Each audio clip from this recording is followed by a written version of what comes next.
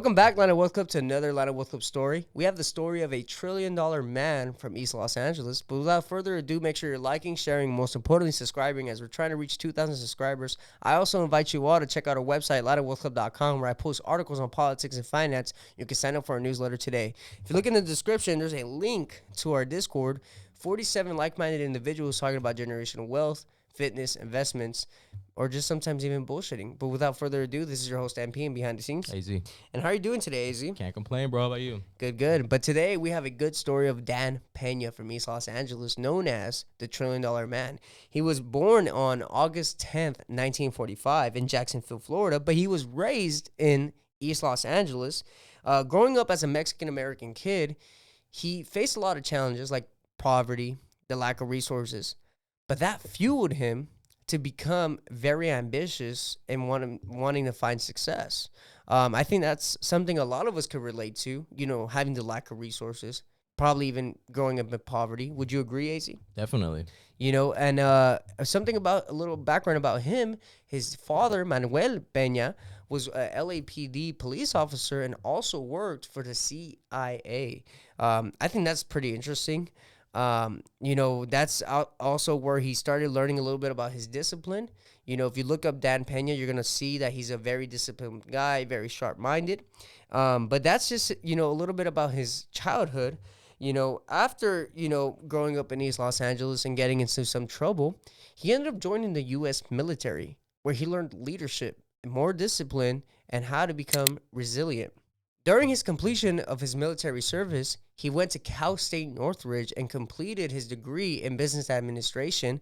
During his early years of college, he actually started building wealth, started getting interested in building wealth and becoming financially successful. After his completion of his military service and graduating from Cal State Northridge in business administration, he went into the corporate America ladder.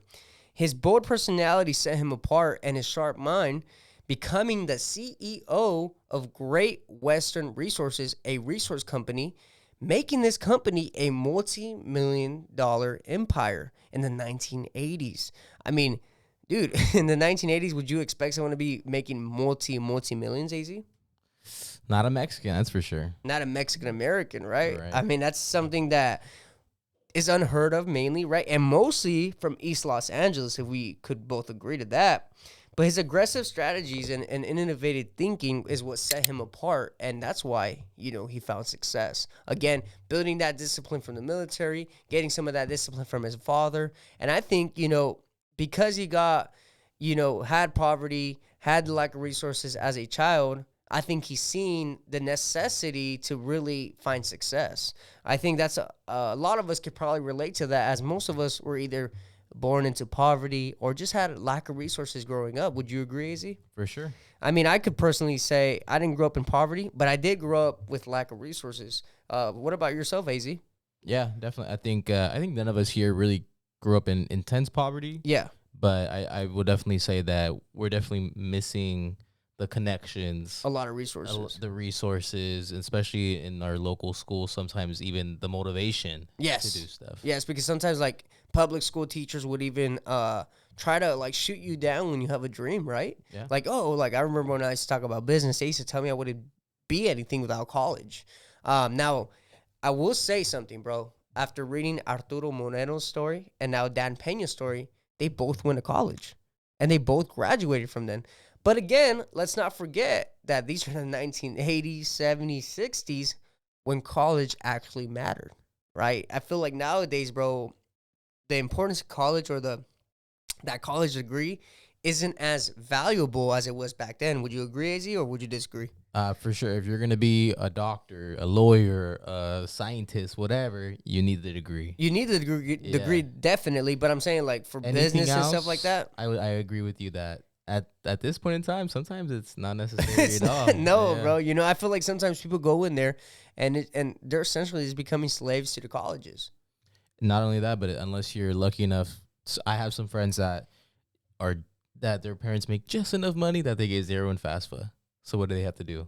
Go into debt. Oh, wow. Pay off the loan. Yeah. So it's essentially kind of like their parents' fault in a sense, but in a because sense of for wanting a better life. You know Yeah, what I'm saying? like, it's- but yes, they just hit right above that line of like, sorry, you're not getting anything. wow. Yeah. So after being the CEO of Great Western Resources, he built his wealth, and in 1993, he purchased a 15th century Scottish castle, turning it into a headquarters and a training ground for aspiring entrepreneurs. He founded Quantum Leap Advantage, a coaching program designed to help individuals create massive financial success through his non-nonsense, tough love approach.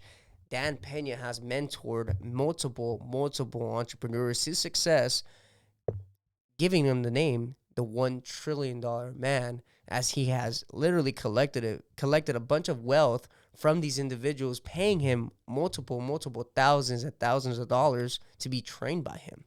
You know, if you look this guy on YouTube, man, when they say tough love, non-nonsense approach, you'll see what I'm talking about. Just look this guy up, Dan Peña, and you'll see what I'm talking about. AZ, have you ever looked this guy up? No, never. Never? No, Why not, man? I've never heard of him. Wow. Yeah, I'm I'm going to give you one of his infamous catchphrases. As you know, ours is don't be a little bitch. But his is just fucking do it. Sponsored by Nike or what? Nah, bro. Hey, maybe Nike got it from him and just took off the F-bomb. You know what I'm saying? That was a black Air Forces on in every speech, yeah. Yeah, bro. But I think Dan Peña's journey of being a Mexican-American kid and becoming a $1 trillion man is very aspiring to most of us Chicanos, Latinos, or just Hispanics overall, man. I mean, the guy grew up in poverty and lack of resources, and he didn't let his environment suck him in. You know, he could have easily, you know, as we know in East Los Angeles, fell into a gang, started a gang, maybe died because of gang violence or gun violence. But guess what? This guy defeated the odds and became known as a $1 trillion man.